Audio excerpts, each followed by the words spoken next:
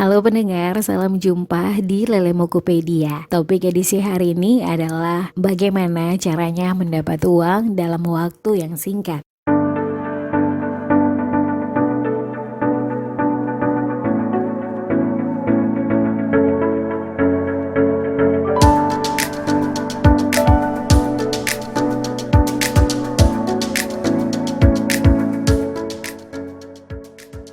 Biaya hidup saat ini sangat tinggi, sebab banyak sekali kebutuhan yang harus dipenuhi. Apakah Anda pernah merasakan saat dimana Anda tidak mampu lagi membayar sesuatu, Anda malah memikirkan hutang yang melilit dan perlu untuk diurus? Apakah Anda merasakan telah banyak belajar dan bekerja untuk mengejar gelar yang Anda inginkan guna mendapatkan banyak uang? Ataukah Anda kehabisan uang dan tidak memiliki tabungan sama sekali? Sementara itu, Anda melihat banyak orang kaya semakin makmur. Banyak dari mereka yang terlihat bahagia. Mereka tampaknya seperti tidak merasakan apa yang Anda alami. Malah ada banyak dari mereka yang telah kaya dari usia yang sangat muda. Lalu bagaimana mereka melakukannya?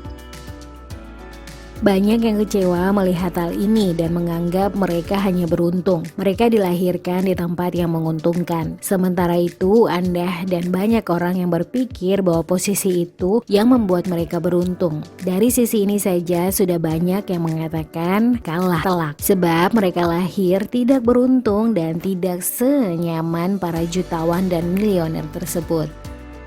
Ada pepatah yang mengatakan bahwa uang itu akar dari kejahatan dan membuat perpecahan. Pandangan inilah yang membuat banyak orang mengatakan bahwa orang-orang kaya itu mendapatkan uang dari aktivitas yang tidak benar dan tersembunyi. Ada pula yang menuding mereka menipu untuk mendapatkan banyak uang. Tetapi sementara orang-orang kaya itu membeli rumah besar, mobil mewah favoritnya, membayar pajak, jalan-jalan keliling dunia, dan muncul dengan elegan di televisi, Anda hanya bisa bermimpi dan menghayal semuanya itu. Akhirnya Anda mengatakan bahwa Anda tidak akan sesukses dan semakmur mereka. Namun hal ini sebenarnya adalah cara pandang yang salah. Sebab segala tudingan itu tidaklah benar. Hal yang sebenarnya terjadi adalah soal persepsi. Bagaimana cara pandang orang kaya dengan Anda yang saat ini bergumul dengan keuangan adalah kunci dari hal yang sebenarnya. Mereka mampu melihat bagaimana caranya mendapatkan uang dalam waktu singkat dan cepat, dan sisi dari sudut pandang yang tidak pernah Anda perhatikan selama ini, dan seringkali menjadi fokus mereka yang kaya dan diam-diam dibiarkan begitu saja.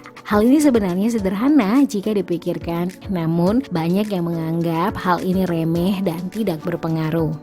Hal yang sebenarnya menuju ke jalan kebebasan finansial ini seringkali diabaikan, sebab banyak orang hanya berpikir untuk mencari uang dengan berbagai cara yang sederhana guna memenuhi kebutuhan sehari-harinya tanpa memperhatikan sudut pandang unik ini. Ada perbedaan besar antara cara pikir orang biasa yang pura-pura kaya dan cara orang kaya sejati yang paham tentang uang tanpa pernah memandang bagaimana uang itu didapatkan, entah itu dari usaha sendiri atau diwariskan. Kebanyakan dari orang-orang makmur tidak berfokus kepada ketamakan atas uang secara fisik, sebab mereka hanya berpikir pada hal-hal yang tidak dipikirkan orang yang hanya mencari uang untuk memenuhi kebutuhan fisiknya saja.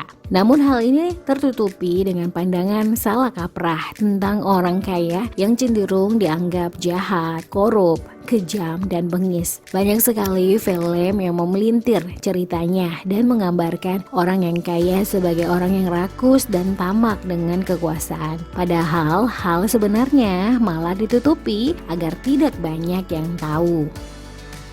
Jika Anda dilahirkan dan tumbuh dalam keluarga yang tidak memiliki banyak uang, maka Anda lebih percaya bahwa Anda tidak akan tumbuh dan besar dengan memiliki banyak uang. Atau mungkin Anda akan berpikir untuk melawan segala pemikiran menjadi kaya dan memutuskan untuk hanya hidup biasa-biasa saja. Sebab dalam hati Anda hal itu tidak mungkin diwujudkan. Hal ini diperkuat dengan ajaran di sekolah yang tidak banyak mengajarkan tentang pendidikan uang dan cara mengelolanya. Karena ini, sebagian besar dari Anda akan memiliki keyakinan keliru tentang uang. Sementara itu banyak yang tidak menyadari mayoritas orang terkaya dengan uang miliar rupiah di Indonesia dan dunia adalah mereka yang dulunya miskin. 68% dari mereka bekerja sendiri dan tingkatkan kualitas hidup hingga mendapatkan kekayaan yang luar biasa saat ini. Mereka tidak mendapatkan kekayaan dari warisan ataupun harta karun yang tiba-tiba mereka dapatkan.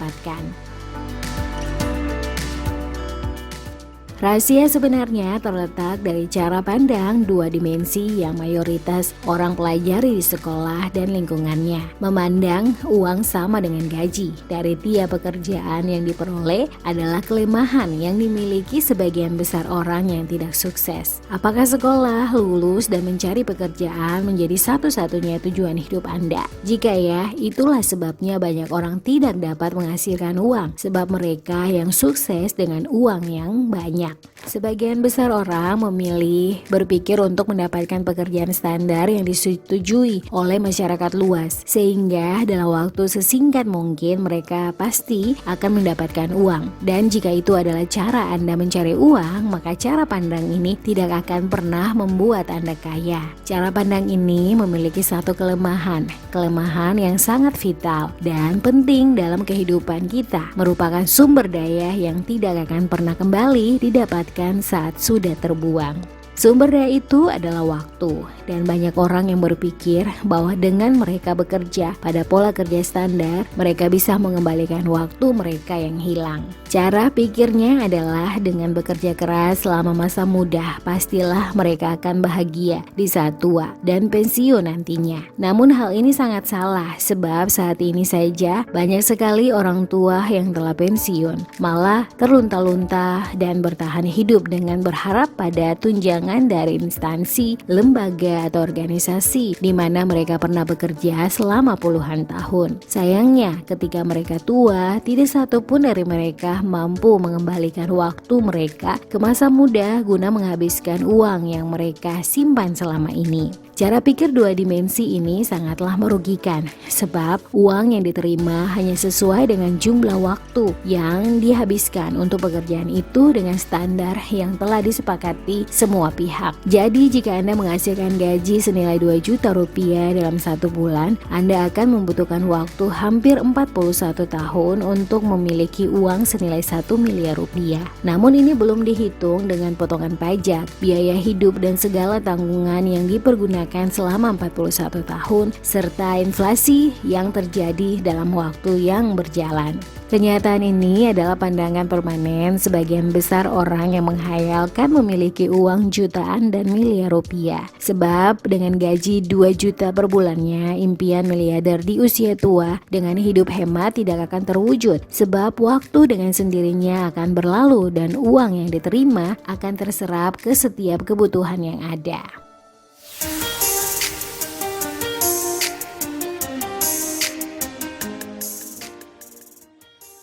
Jadi bagaimana bisa ada jutawan dan miliarder mandiri di usia muda? Jawabannya adalah cara pandang mereka, yaitu tidak mengejar uang. Cara pandang ini sangat berbeda dengan cara pandang kebanyakan orang. Mereka memiliki cara memahami uang yang berbeda, sebab bukannya mengejar uang dengan menjadikannya patokan gaji. Mereka malah berfokus pada nilai dari tiap pekerjaan yang ingin mereka kerjakan. Jika kebanyakan orang dibayar dengan profesional dan setara dengan pekerjaan yang dilakukan, orang-orang kaya malah dibayar sesuai dengan nilai yang mereka tetapkan sendiri. Mereka menciptakan pasar, membuat para konsumen mencari produk di pasar yang mereka buat dan memanen keuntungan dari pasar yang mereka ciptakan.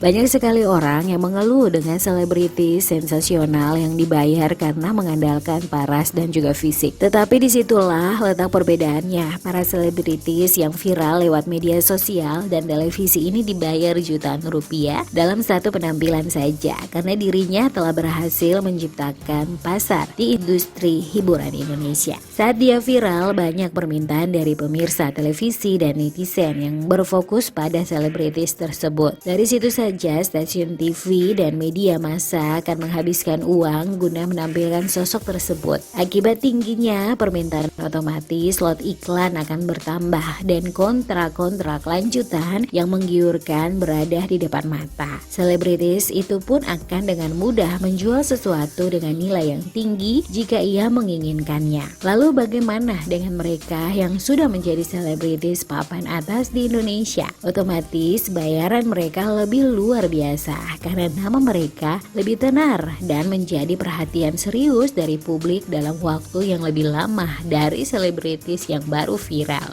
Dalam dunia pekerjaan sendiri, tidak semua pekerjaan memiliki posisi yang setara. Seorang direktur akan dibayar mahal dibandingkan dengan office boy, sebab nilai pekerjaan yang dilakukan office boy dinilai lebih gampang dibandingkan dengan direktur. Jadi meskipun sang office boy bekerja keras membersihkan kantornya, gajinya tidak akan pernah melebihi gaji direktur yang memimpin perusahaan yang harus memikirkan bagaimana menjalankan, mempertahankan, dan meningkatkan kualitas perusahaannya dengan modal pendidikan yang mumpuni. Intinya adalah bagaimana meningkatkan nilai dari pekerjaan itu, bukan hanya sekedar mencari cara mengumpulkan kekayaan dalam waktu yang singkat. Lalu bagaimana caranya meningkatkan nilai diri dan pekerjaan Anda? Caranya adalah dengan mencari masalah, sebab hampir semua uang mengalir dari pemahaman dasar, yakni jika Anda mampu memecahkan masalah, uang akan mengalir ke Anda. Jika masalah yang ingin dipecahkan bernilai ratusan ribu, maka nilai yang Anda terima adalah ratusan ribu. Jika masalahnya bernilai jutaan rupiah, maka solusinya akan membuat Anda jutawan. Dan jika masalah miliar rupiah, maka solusinya akan membuat Anda menjadi milioner. Banyak perusahaan besar mencoba memecahkan masalah sederhana dan sepele yang ternyata bernilai jutaan rupiah. Sebut saja perusahaan ojek online yang membantu memecahkan masalah transportasi yang sebelumnya dipersulit oleh pihak-pihak yang berkepentingan. Perusahaan toko online dan antarjemput barang yang mengurai masalah belanja yang selama ini dinilai sulit dan memakan biaya besar, serta waktu berminggu-minggu bahkan berbulan-bulan bagi orang-orang di daerah.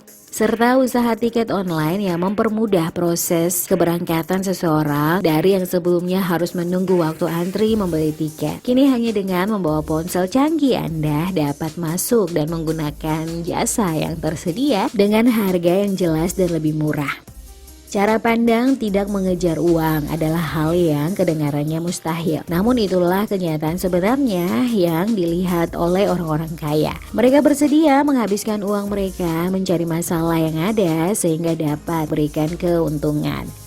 Cara selanjutnya setelah meningkatkan nilai adalah memberikan solusi untuk masalah tersebut. Sebab begitu Anda menemukan solusi itu, buatlah bisnis di sekitar masalah tersebut. Meskipun solusi tersebut terkesan aneh dan tidak masuk akal bagi mereka yang berada di sekitar. Intinya adalah cobalah mendengarkan permintaan pasar di sekitar Anda. Apa yang orang katakan, apa yang mereka tidak suka, apa yang mereka inginkan, apa yang membuat mereka frustasi, hal apa yang membuat mereka kerepotan, dan apa kendala yang membuat mereka mengeluh. Setelah mendapatkan input dari masalah-masalah tersebut, pertanyakan kembali apakah masalah tersebut layak dipecahkan. Berapa nilai dari pemecahan masalah tersebut? Jika nilainya besar, maka Anda patut memecahkan masalah itu. Jika Anda mampu memecahkan lebih dari satu masalah yang ada, solusi yang dipecahkan memiliki nilai yang berbeda yang harus dengan teliti diperhatikan. Jika solusi dari masalah itu membutuhkan biaya besar, cobalah hitung selisih pemecahan masalah dan keuntungan yang akan didapatkan. Jika solusinya itu hanya menggunakan hal-hal virtual atau perangkat lunak, maka faktor-faktor lainnya harus dihilangkan sebab otomatis biaya produksi fisiknya telah berkurang. Setelah masalah dipecahkan dan produksi dari solusi itu ditingkatkan, maka keuntungan perlahan akan mendatangi. Namun keuntungan ini harus dikendalikan secara otomatis, baik melalui perangkat lunak yang diprogram maupun staf atau karyawan yang dipekerjakan khusus untuk produksi. Silakan lakukan produksi sesuai dengan permintaan pasar yang telah diciptakan, sebab dengan melakukan produksi yang menunjukkan ciri khasnya, sebuah bisnis akan terlihat menonjol dan memberikan keuntungan yang berlipat ganda.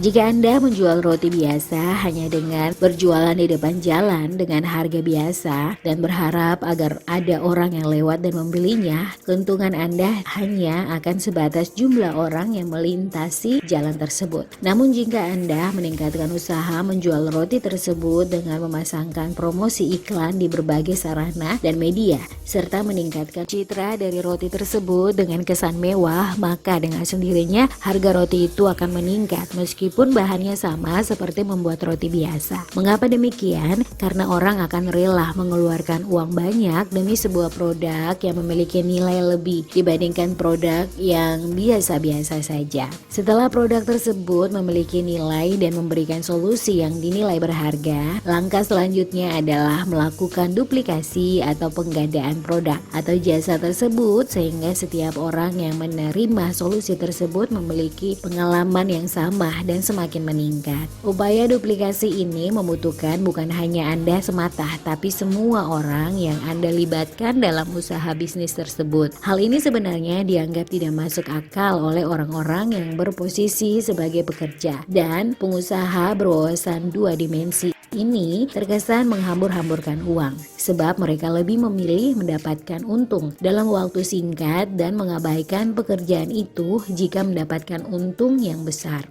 Berusaha mempercayai orang lain untuk suatu tugas dalam bisnis Anda dan mendelegasikan sesuatu yang penting kepada orang lain adalah cara pikir orang kaya. Mereka sadar bahwa mereka tidak mampu mengendalikan segalanya dengan sesempurna mungkin. Anda harus menyadari bahwa ada orang lain di luar sana yang mampu dan lebih bisa melakukan pekerjaan yang lebih baik daripada Anda. Jadi setelah Anda menemukan solusi, tugas Anda adalah memastikan solusi tersebut dapat diakses oleh semua orang di pasar Anda dan mempercayai orang lain untuk mengelola. Pasar hanya menginginkan Anda menjalankan bisnis yang menguntungkan dengan sistem dan proses yang tepat.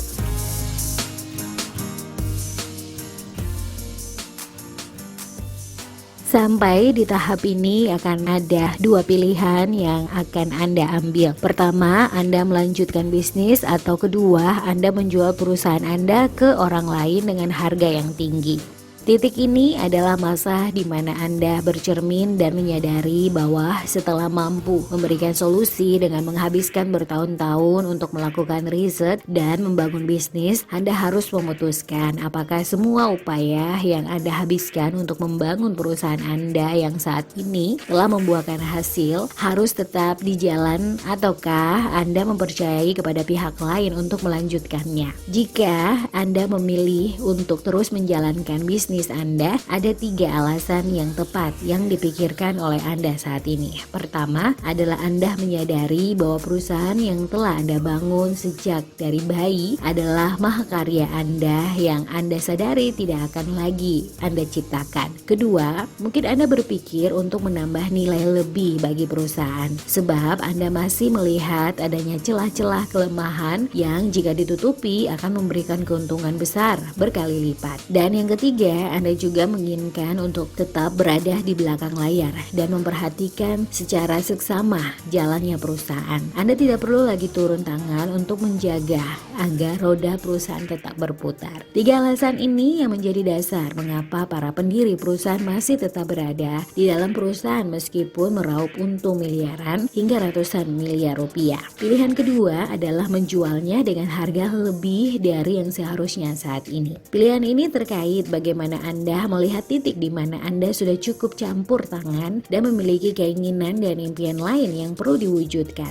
Ada masalah baru yang membutuhkan Anda sebab sudah waktunya untuk melepaskan perusahaan Anda sekarang. Anda meyakini bahwa dengan melepaskan perusahaan ini ke orang yang tepat, solusi yang diciptakan perusahaan itu akan terus berlanjut dan semakin berkembang. Sementara Anda kembali dengan bebasnya mencari solusi yang baru. Setelah di titik ini, sebagian besar pengusaha sudah tidak berpikir lagi tentang nominal uang. Mereka menyadari bahwa uang hanyalah lembaran-lembaran kertas berisi angka-angka yang bertugas mewujudkan rencana mereka. Ini tidak lagi berkaitan dengan membeli mobil impian, rumah mewah, berpesiar keliling dunia, dan belanja produk-produk eksklusif. Sebab Anda tidak lagi berpikir untuk bagaimana mencari makan, tetapi berpikir bagaimana mencari kebebasan finansial yang berkaitan dengan perasaan, sensasi, privasi, dan keinginan pribadi. Dan itulah cara pikir orang kaya yang sebenarnya.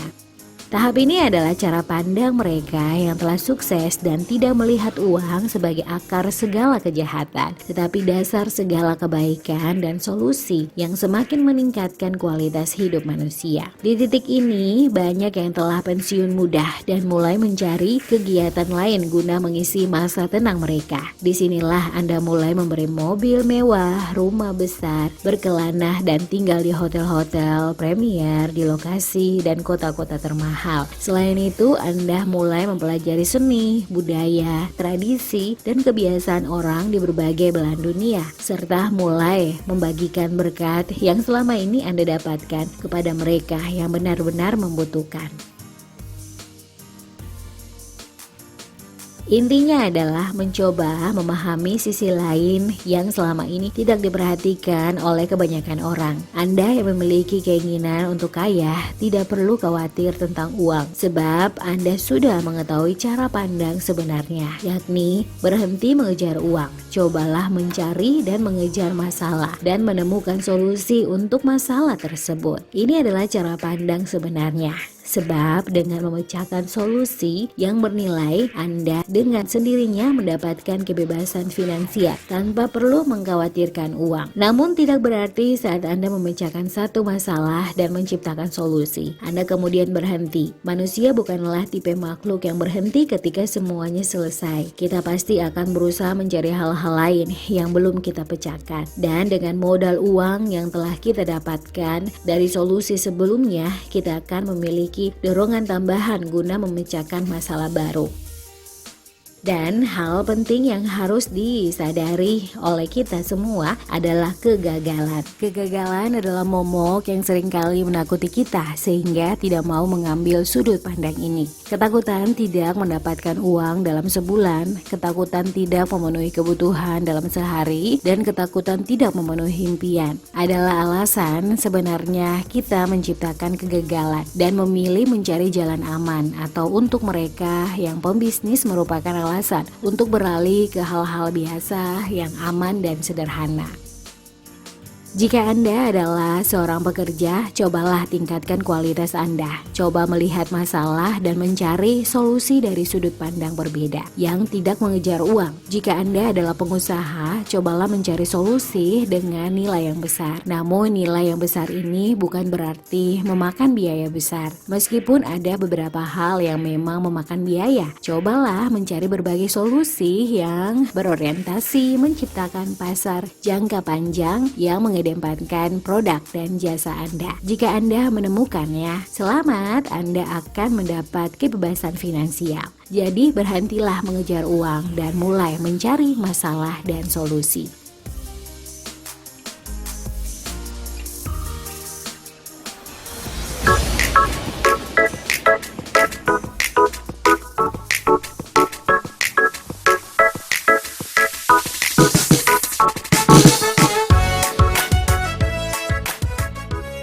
Demikianlah Lele Mukupedia di edisi hari ini dengan topik bagaimana caranya mendapatkan uang dalam waktu yang singkat.